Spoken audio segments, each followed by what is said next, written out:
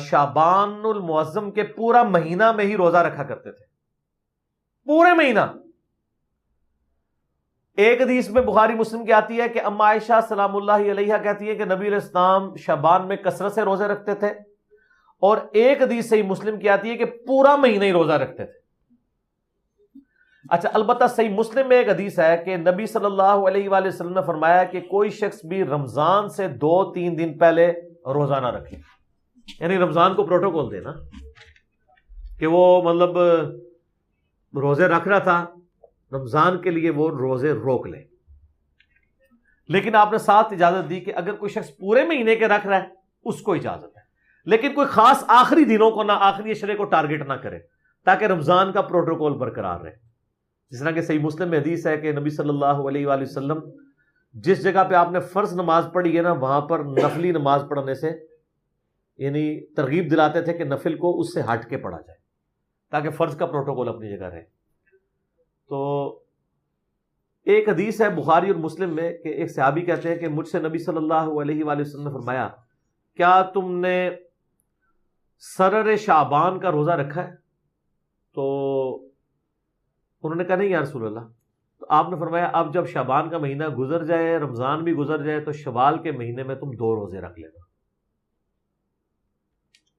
تو یہ سرر شعبان کیا ہے؟ یہ سرے کا لفظ اردو میں بھی استعمال ہوتا ہے۔ سرر عربی میں کہتے ہیں کنارے کو۔ اب اس میں 3 موقف یعنی محدثین کے آتے ہیں کہ اس کنارے سے مراد کیا ہے۔ بعض کہتے ہیں اس سے مراد ہے شعبان کے پہلے عشرے کے روزے، بعض کہتے ہیں کہ اس سے مراد آخری عشرے کے روزے، لیکن آخری کے تو ہو نہیں سکتے کیونکہ نبی علیہ السلام نے آخری عشرے میں روزے رکھنے کی اجازت صرف اس کو دی ہے جو شروع سے رکھ رہا ہو، اسپیشل آخری رکھنے کی، تو اس سے تو آپ اسپیشل پوچھ رہے ہیں تو نے سرر شعبان رکھا ہے، وہ تو فارغ ہو گیا۔ پہلے والا سرہ بھی نہیں ہے، اس کی وجہ یہ ہے کہ صحیح مسلم میں ایک حدیث ہے نبی علیہ السلام نے کیٹاگوریکل فرمایا کیا تم نے اس مہینے کے سرہ میں روزہ رکھا ہے؟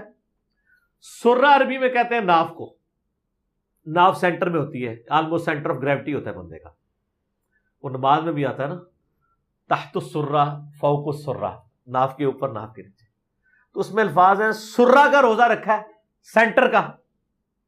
تو انہوں نے کہا نہیں یا رسول اللہ۔ تو آپ فرمایا پھر یعنی شوال میں 2 روزے رکھنا۔ تو سرہ جو ہے نا جی وہ 15 ہی بنتی ہے سینٹر میں، اور ویسے عمومی سنت بھی ہے، بخاری و مسلم میں یہ حدیث موجود ہے کہ نبی علیہ السلام فرمایا جو مہینے میں 3 روزے رکھ لے وہ گویا ایسا ہے کہ روزانہ روزہ رکھنے والا ہے۔ اور بخاری مسلم میں یہ بھی حدیث موجود ہے کہ نبی صلی اللہ علیہ وآلہ وسلم مہینے میں 3 روزے رکھا کرتے تھے۔ اور سنن نسائی کے اندر ابو داؤد میں حدیث موجود ہے کہ آپ صلی اللہ علیہ وآلہ وسلم چاند کی 13، 14 اور 15 ہر مہینے کی روزہ رکھا کرتے تھے۔ تو اس میں 15 شعبان تو ویسے ہی آ جاتا ہے، 15 شعبان سے کون سی چیڑ ہے؟ 13، 14، 15 ان کو ایام بیز کہتے ہیں۔ ایام بیز وہ ہوتے ہیں جس میں خوب چاند روشن ہوتا ہے، یعنی گول ہوتا ہے، خوب چاند روشن ہوتا ہے 3 دنوں میں، 13، 14 اور 15۔ اور بخاری مسلم میں حدیث ہے جو ایام بیز کے روزے رکھتا ہے یا مہینے میں 3 روزے اس کے علاوہ بھی 3 کی گنتی ایک مہینے میں پوری کر دے، اللہ تعالیٰ اسے پورے سال کے روزوں کا ثواب دیتا ہے۔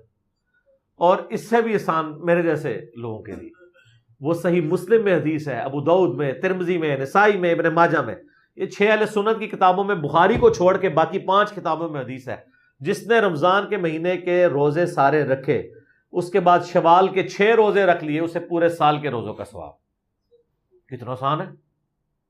اس میں یہ ضروری نہیں کہ فوراً بعد شروع کرنے ہیں، پورے مہینے میں کسی بھی وقت رکھ لیں، کسی بھی وقت شروع کریں، ٹکڑوں کی فارم میں رکھ لیں، اکٹھے رکھ لیں، ویسے اکٹھے رکھنا ذرا آسان ہو جاتا ہے، رمضان کی روٹین بنی ہوتی ہے، تو میری تو کوشش ہوتی ہے کہ عید کے اگلے دن ہی شروع کر دیں، کیونکہ میدا بھی عادی ہوا ہوتا ہے، اس وقت 6 روزوں کا پتہ نہیں چلتا، آپ تھوڑا سا وقفہ ڈال لینا میدے کو، پھر قابو نہیں آتا۔